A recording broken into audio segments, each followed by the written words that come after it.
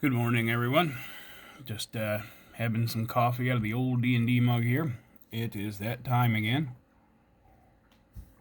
I know we haven't posted some videos on openings in a while, and I just got in a spot where I could. So we have part 1 of 4 of the complete unboxing of some Icewindale Frost Maiden things. This will be one of 4 videos.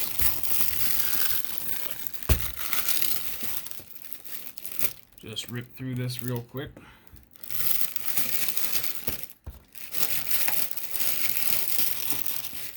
Is anyone excited about going back to Icewindale? And yes, for you new folks to D&D, Icewindale is actually a return.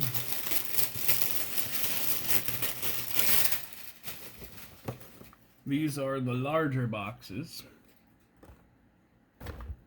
So each one should have a large mini in it, at least. And we'll get to cracking a few of these here. So as with my last videos, I'll try to do the best I can to get a neat little picturing in of things. So you're probably going to see a lot more of me by accident. But, wow. A Frost Barbarian skeleton. Look at him. And we're doing clear instead of black. I kind of enjoy that. And then, of course, there will be 3 regular, medium, small size. And I'll do my best with those. Wow. Well, if you'll remember Season 7, when we opened Chult, we were introduced to Chewingas. Now we have a little ice Chewinga. And he's got his little icicle bolt there. I have not looked at any of this, so it's all going to be new to me, just as new as it is to you if you're watching this for the first time or don't know what's in the book area there. Then we have a Ragged Nomad that says with cage. I'm kind of looking around to see what I can find. That could be a cool snow assassin type NPC, if you know. Or your druid. Looks like a bear's claws and cape on him there. And for those not familiar who are tuning in for the first time, my videos are kind of slow. Alright. This one, this little Chewinga, usually they were benevolent spirits. He's got a little snowball. Look at that little tiny snowball. And my big old thumb there is a good guide for reference. Right, that is one of our first 8.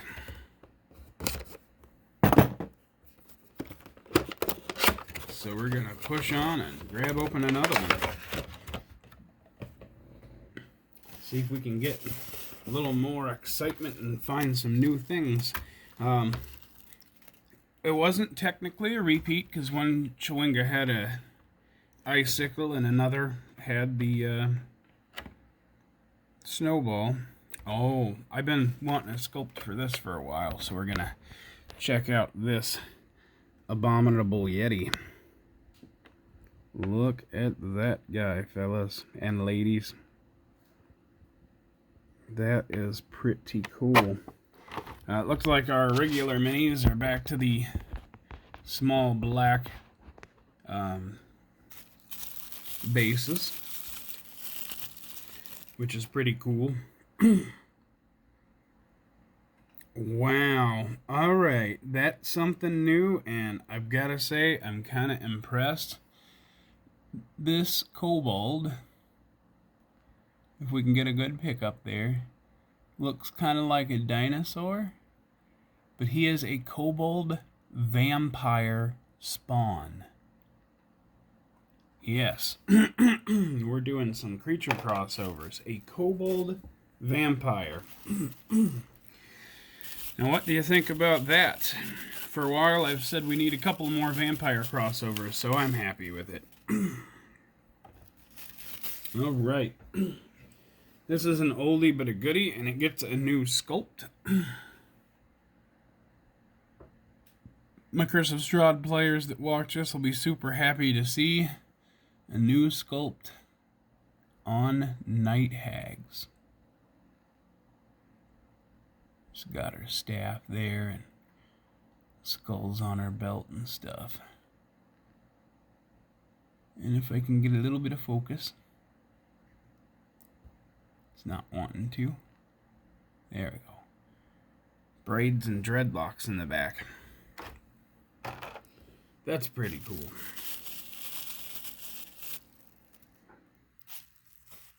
And then, kind of a funny little fella. It's what I thought. A winterized goblin that they're calling a snow goblin. He's got his little skull cap and found in my fur to stay warm. The typical, yellow hue that D&D goblins have. So far, so good. Got a little bit of everything, and I always love another goblin sculpt. They're easier to identify on the maps when you have 4 or 5 different sculpts. That is for sure.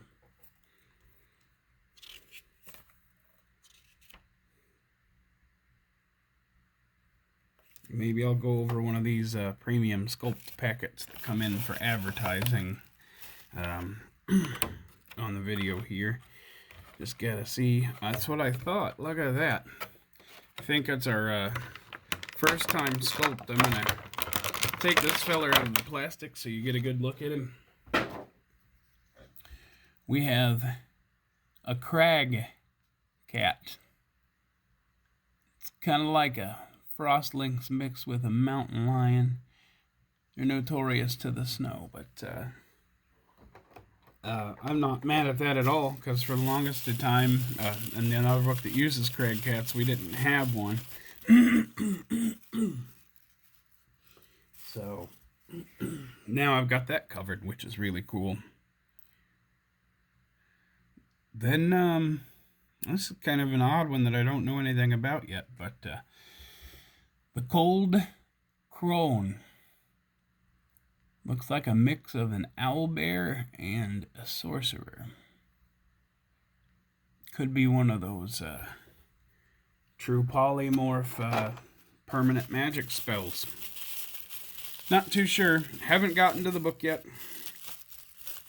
My Curse of Strahd players are just finishing up, so it's going to be a month before I start the book. That should give me enough time to prep up a few sessions.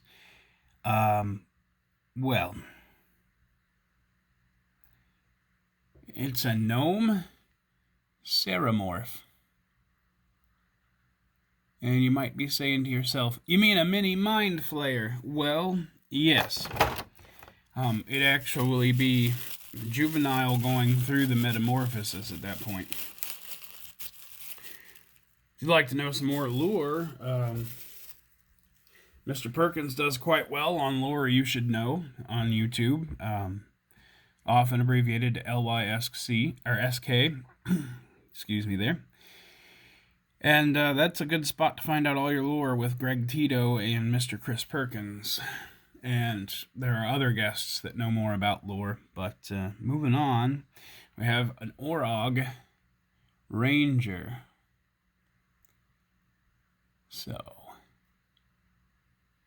he'd be cool even to use in an Auric fight. Yes, I know it's an Orog, but again, as a DM, having different sculpts will help you track hit points pretty easily, and sometimes you have to diversify your pool of creatures to get those different sculpts. Now we've all been lost when we have 30 kobolds or 30 Orogs, and just you lose track a little bit. And I'm not ashamed to admit that with the action economy and what the PCs do, that I've been lost more than once in a combat. It all worked out, but I just like the security of knowing.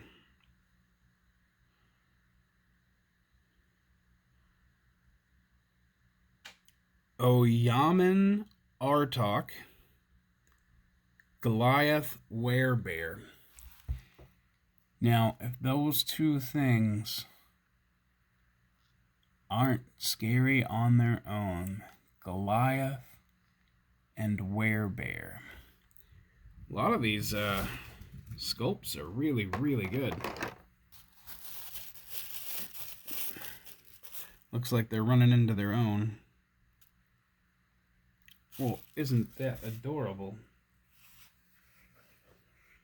Got a Yeti tyke. So yes, Yeti children. And if your parties are anything like me, it's something small they can murder. Pretty sure that's an ongoing DM joke. Oh, cool. A mountain goat.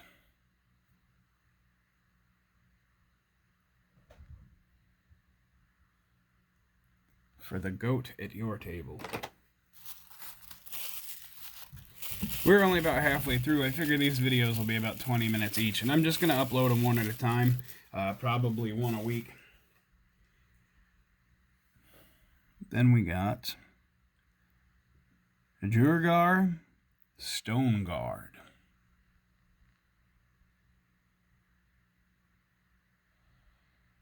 Sword has seen its days. He doesn't block much because there's not many scuffs on his shield. But that sword has seen some time in combat.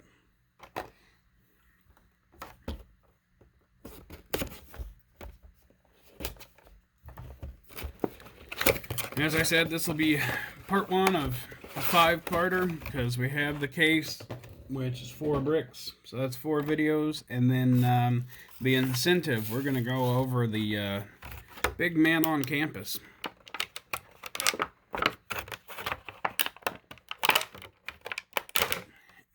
Sorry about the loud popping noises. I don't know how to edit or do anything like that. So finally, though, we have a mammoth. And I totally wanted to get it out and go over the nice sculpting that was done there. You can see into the eyes. It's beautiful, beautiful.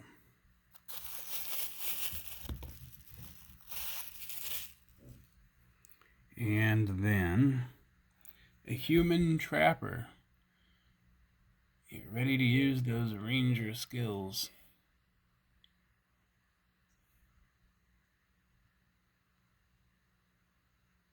Probably was out hunting for some stuff. Okay, we gotten through a box and got to our actual first viable repeat. They like the mountain goat.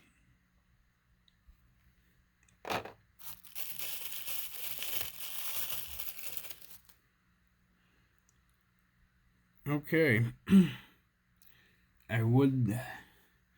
Got a human hunter. So hunter and trapper in one booster. A player that bought this would probably be pretty happy because they have both female and male options for sort of a ranger type build that they could go through and run things. Don't know why I said build so weird, but we're just gonna roll with everything.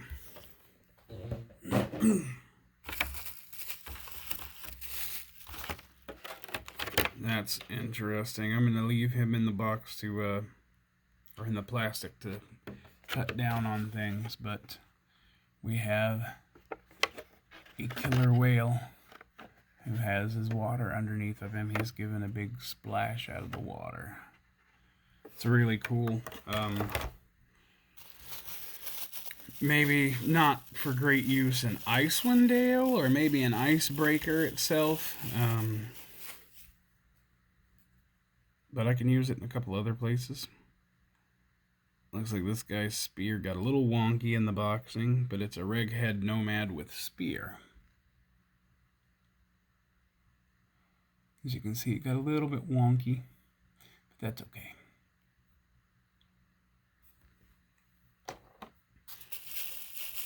That's why I open these, just so you might not have to, or if you want to, you absolutely can. I got all my stuff from my LGS. Making sure they stay around. We kind of need those. Drugar Mindmaster. So we got our first Drugar caster.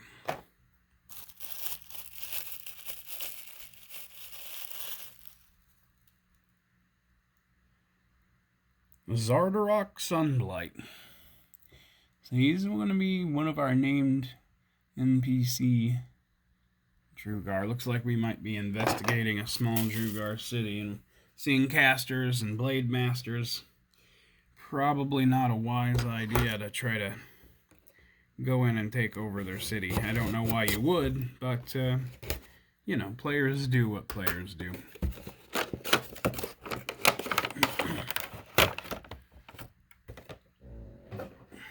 Alright. I'd like to get this out. I'm going to hold it further away. Came out rather easily. We have, yep, reindeer. Handful of those in a sleigh, and we can build us a nice Yule campaign.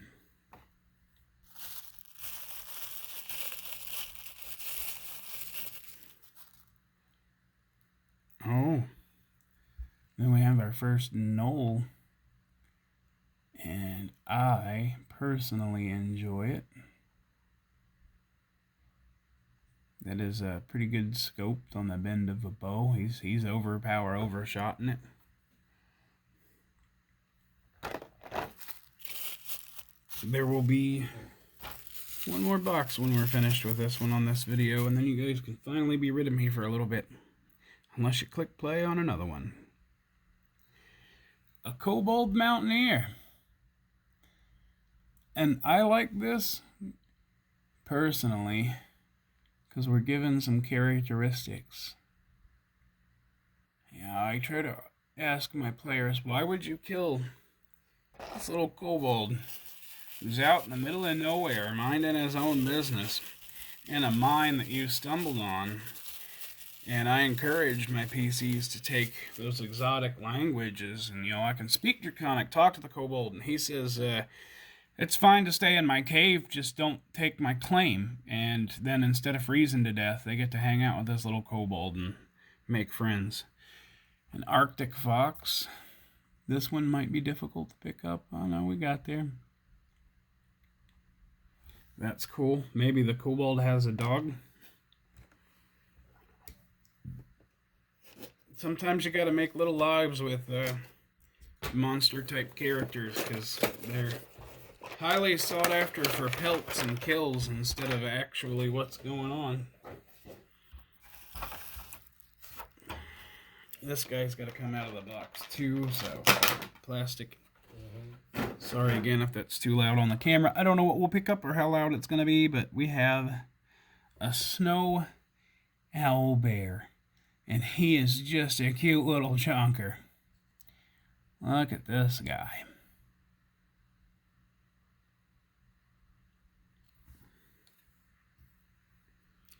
So cool. Down to the last three smalls. It wouldn't be a D&D campaign if you didn't run into some dangerous wolves.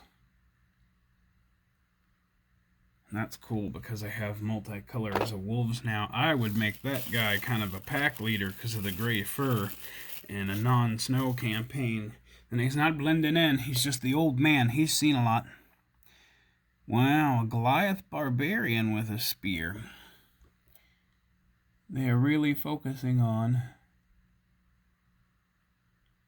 the aspects of cold winters and the Goliath territories, which is cool. Some cool stuff here, I think, personally. And one more Snow Goblin.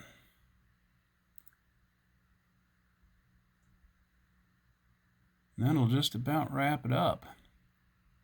Thanks for watching the first unboxing, and hopefully you're excited for more later. We will see ya.